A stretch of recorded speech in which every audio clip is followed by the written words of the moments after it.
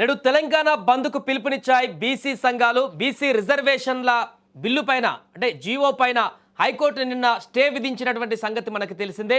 దీంతో స్థానిక సంస్థల ఎన్నికల నోటిఫికేషన్ కూడా తాత్కాలికంగా ఆగిపోయింది. ఎలక్షన్ కమిషన్ దీనికి సంబంధించి నిన్న దాని యొక్క ప్రెస్ మీట్ను కూడా విడుదల చేయడం జరిగింది. నోటిఫికేషన్ల నిలుపుదలకు సంబంధించి ఇప్పటికే 4 నుంచి 6 వారాల పాటు దీని యొక్క నోటిఫికేషన్ని పోస్ట్ పోన్ చేస్తున్నట్టు అంటే వాయిదా వేస్తున్నట్టు ప్రకటించిన తర్వాత ఒక్కసారిగా ఆగ్రహాన్ని వ్యక్తం చేస్తున్నటువంటి బీసీ సంఘాలు నిన్న హైకోర్టు వద్దనే తీవ్ర ఆగ్రహ జ్వాలలు వ్యక్తపరిచారు.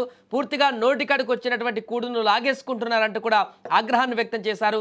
ఆర్ కృష్ణయ్య అదేవిధంగా తీన్మార్ మండలం లాంటి వాళ్ళు చాలామంది కూడా నిన్న ఈ యొక్క తీర్పు తర్వాత హైకోర్టు ఇచ్చినటువంటి ఈ యొక్క వాయిదా తర్వాత నోటిఫికేషన్ వాయిదా పడినటువంటి తర్వాత పూర్తి స్థాయిలో వారు ప్రభుత్వం పైన కొంత ఆగ్రహంతో ఉన్నారు. అదేవిధంగా ఇలాంటిది జరుగుతుందని చెప్పేసి ముందు కొన్ని సూచనలు చేశామంటూ కూడా చెప్తున్నారు. ఏదేమైనా కూడా ప్రస్తుతం ఈ నేపథ్యంలో పూర్తిగా రాష్ట్ర వ్యాప్తంగా ఉన్నటువంటి బీసీ సంఘాలైతే ఏకతాటిపైకి వచ్చేంత కనపడుతుంది.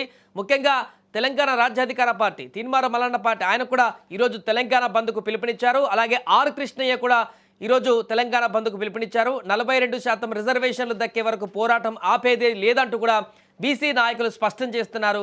ఈ నేపథ్యంలో ఈరోజు బంద్ అయితే కొనసాగుతుంది. రాష్ట్రంలో రవాణా వాణిజ్య కార్యకలాపాలపైన దీని యొక్క ప్రభావం పడేటువంటి అవకాశం కనిపిస్తుంది. హైకోర్టు విచారణ సమయంలో బీసీ సంఘాలు భారీగానే అక్కడికి తరలి వచ్చాయి.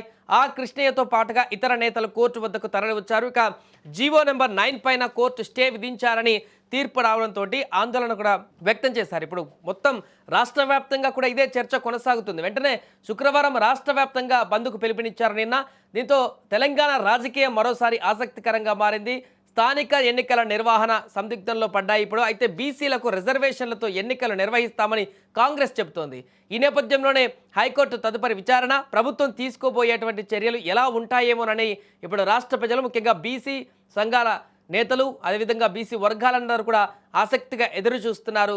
సో ఇది తెలంగాణ వ్యాప్తంగా ఇప్పుడు ఒక్కసారిగా రాజకీయ మలుపు తిరిగింది. ఈ యొక్క అంశం అనేది బీసీ రాజకీయం ఇప్పుడు పూర్తి స్థాయిలో అన్ని పార్టీలలో కూడా బీసీ రిజర్వేషన్ బిల్లుకు సంబంధించినటువంటి రాజకీయం అయితే మరింత హీట్ను పెంచింది.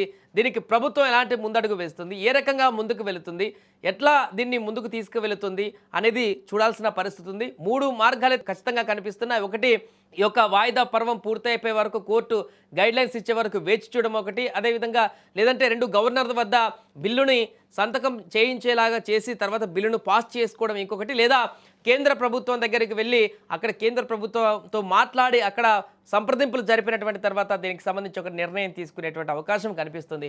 ఏదేమైనా కూడా ప్రస్తుతం ఈరోజైతే తెలంగాణ బంద్కు పిలుపునివ్వడం జరిగింది. చాలా రోజుల తర్వాత తెలంగాణ బంద్ అనేటువంటి ఒక అంశం అయితే ఇప్పుడు తెరపైకి రావడం జరిగింది. బీసీ రిజర్వేషన్ బిల్లుకు సంబంధించి నెలకొన్నటువంటి ఈ యొక్క సందిగ్ధత నేపథ్యంలో బీసీ సంఘాల ముఖ్య నేతలందరూ కూడా ఈ యొక్క బంద్కు పిలుపునిచ్చారు. మరి బంద్ తర్వాత బంద్ ఎలా కొనసాగుతుంది, బంద్ తర్వాత బీసీ సంఘాల నేతలు ఎలాంటి కార్యాచరణ తీసుకోబోతున్నారనేది కూడా చూడాల్సి ఉంది.